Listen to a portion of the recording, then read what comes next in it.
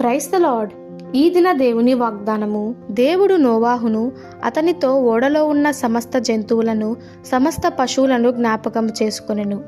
ఆదికాండము 8వ అధ్యాయము 1వ వచనము. నోవాహు కాలంలో భూమిపై 40 రాత్రింపగులు ప్రచండ వర్షము కురిసింది. భూమంతా జలముతో నిండిపోయింది. దేవుడు ఓడ తలుపులను మూశాడు. భూమి మీదున్న సకల ప్రాణకోటి నీళ్లతో నింపబడి నశించిపోయాయి. నీళ్లు పర్వతముల మీద 15 మూర్ల ఎత్తు ప్రవహించాయి. నోవాహు కుటుంబమున్న ఓడ నీళ్లపై తేలుతూ ఉంది. నోవాహు కుటుంబం ఒకటే ఉంది.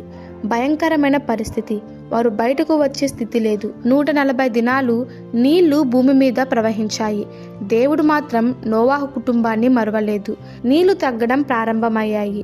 ఓడ ఆరారాతు పర్వతం మీద నిలిచింది. ఓడలో ఉన్న కుటుంబానికి ఏమి కావాలో ముందుగానే దేవుడు నోవాహు ద్వారా ఏర్పాటు చేయించాడు. వారిని క్షేమముగా కాపాడాడు.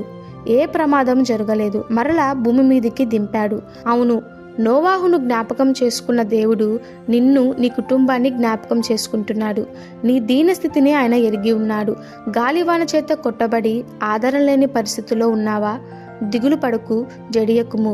నిన్ను ఆదరించే దేవుడు నీకు తోడుగా ఉన్నాడు. నీ పరిస్థితిని ఆయన గమనిస్తాడు. ఆయన ఆదరణకర్త, కాపాడువాడు.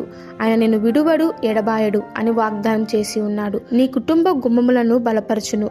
మంచి ఆరోగ్యంతో మిమ్మును తృప్తిపరచును. మీకు కలిగే గలిబిలి చేత ఒంటరితనాన్ని చూచి కలవరం చెందవద్దు. దేవుని యందు విశ్వాసం ఉంచుదాము.